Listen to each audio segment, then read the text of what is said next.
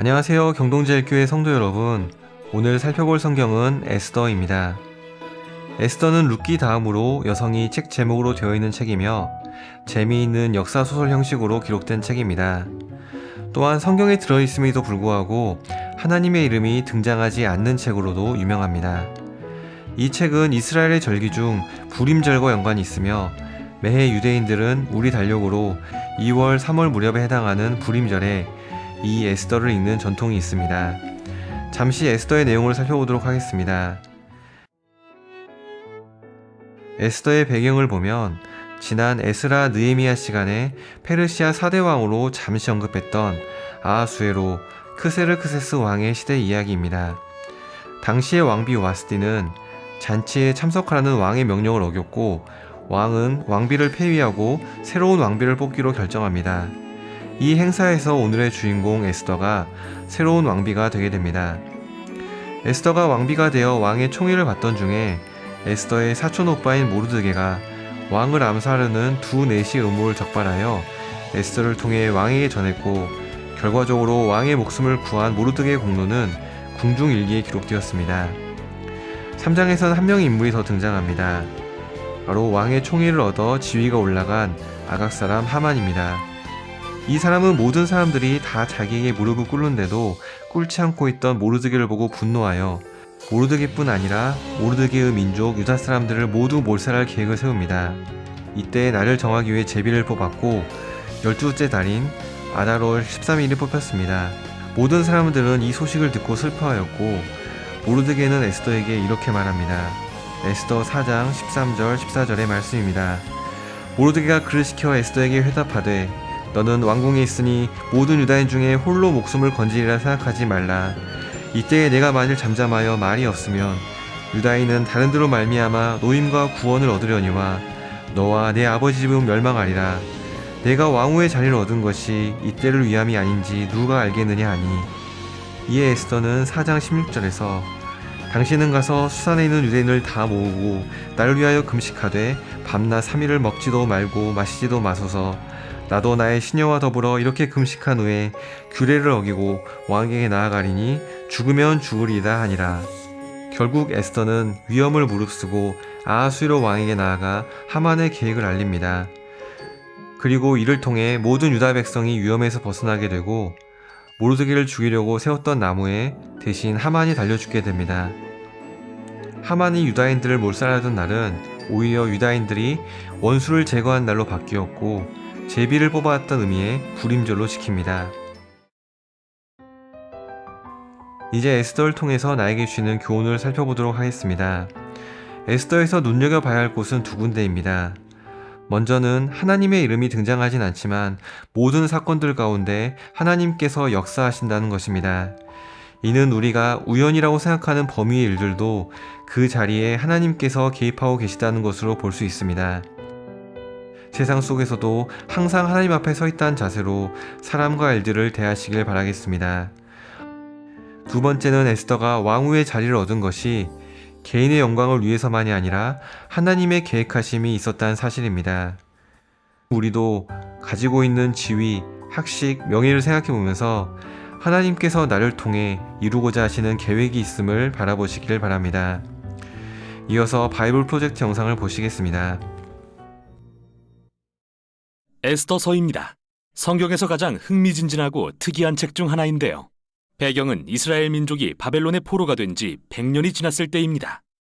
일부 유대인은 에스라와 느헤미야에 나오듯 예루살렘으로 돌아갔지만 다수는 여전히 남아 있었는데 에스더서는 페르시아 제국의 수도 수사에 살던 유대인 공동체에 관한 이야기죠. 중심 인물은 모르드게와 그의 조카 에스더라는 두 명의 유대인이고 페르시아 왕은 술을 좋아하는 어리숙한 사람으로 페르시아 관료인 하만은 교활한 악당으로 묘사됩니다. 성경에서 이 책의 특이한 점은 하나님이 언급되지 않는다는 건데요. 단 한 번도요. 좀 이상하죠? 원래 성경은 하나님에 대한 거잖아요. 그런데 이건 저자의 탁월한 기법입니다. 참고로 저자는 미상이고요. 그는 독자가 이야기 속에서 하나님의 일하심을 찾도록 초대하는 거죠. 그리고 그 징표는 이야기 곳곳에서 발견됩니다. 수많은 특별한 우연과 역설적인 반전들을 통해 우리는 무대 뒤에 계신 하나님의 의도를 알게 됩니다. 그럼 이야기로 들어가 볼까요? 최근 페르시아 왕이 두 번의 성대한 잔치를 총 187일에 걸쳐 베푸는 걸로 시작합니다. 목적은 자신이 얼마나 위대하고 대단한지 과시하려는 것이었죠. 잔치의 마지막 날, 그는 거나하게 취해서는 자기 아내인 와스디 왕후에게 나와서 아름다움을 뽐내라고 요구합니다.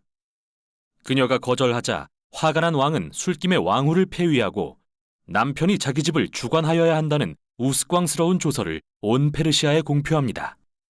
그리고 새로운 왕후를 찾기 위한 미인 대회를 엽니다. 정말 유치한 드라마 같죠? 그런데 바로 여기서 에스더와 모르드게가 등장합니다.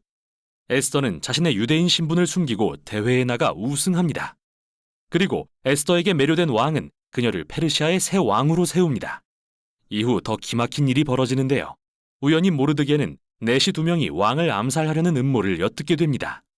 이 일을 전해 들은 에스더는 왕에게 사실을 알리고 모르드게는 왕의 목숨을 구한 공로를 인정받게 되죠. 시작부터 여기까지 어디에도 하나님이 언급되지 않지만 모든 일이 섭리대로 진행되는 것 같은데요. 하나님은 무엇을 하시려는 걸까요? 계속 읽어보겠습니다. 다음으로 하만이 등장합니다.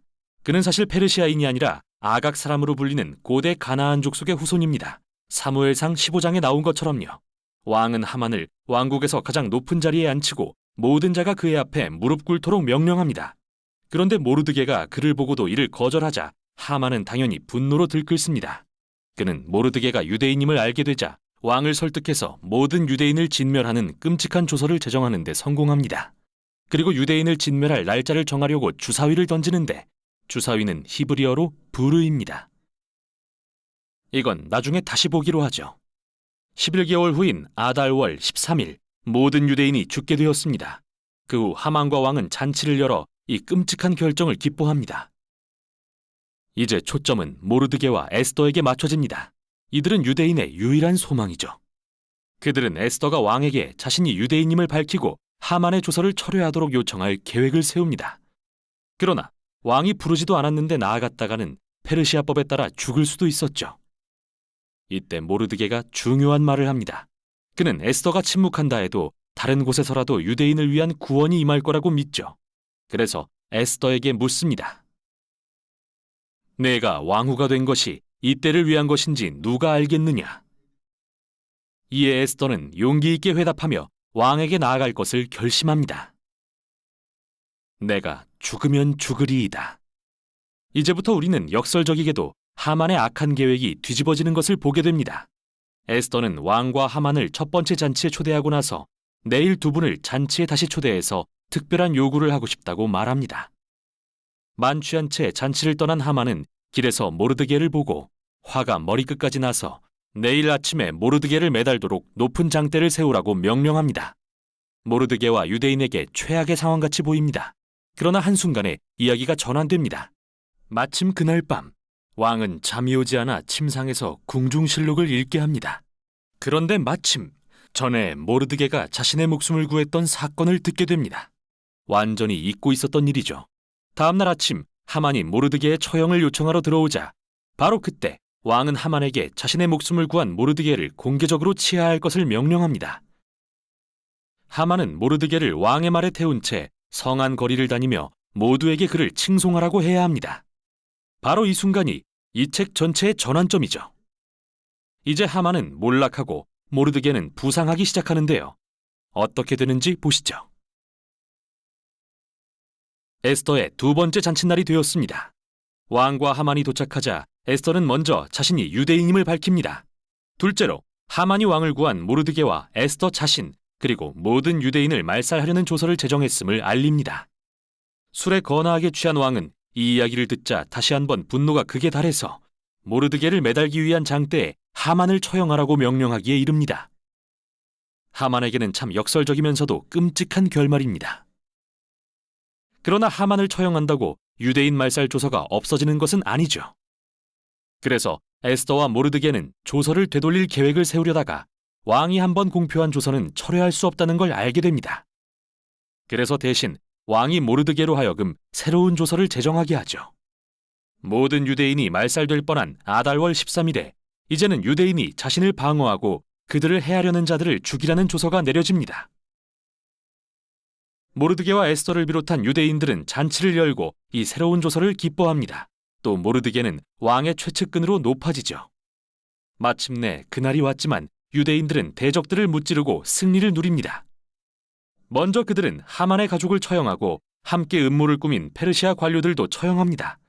다음 날에는 왕국 전역에서 유대인을 해하려 음모했던 사람들을 죽일 수 있는 허락을 받습니다. 이 사건은 말살당할 위기에서 구출된 유대인들에게 기쁨의 축제가 됩니다. 그 후 이야기는 에스더와 모르드게가 어떻게 이틀간의 불임절 축제를 제정하고 유대인이 멸망에서 구원된 날을 기념하게 했는지 보여줍니다.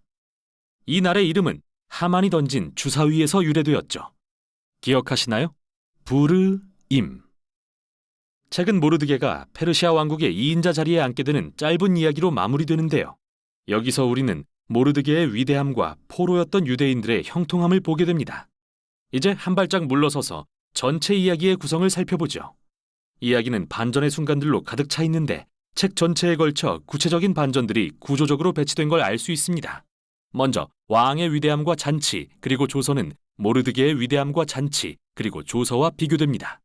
에스더와 모르드게가 처음에 왕의 목숨을 구했다면 마지막에는 모든 유대인의 목숨을 구합니다. 하만의 높아짐과 조서, 그리고 잔치는 모르드게의 높아짐과 조서, 그리고 잔치로 뒤바뀝니다. 중심부에는 에스더와 모르드게가 계획을 세우는 장면들이 있습니다.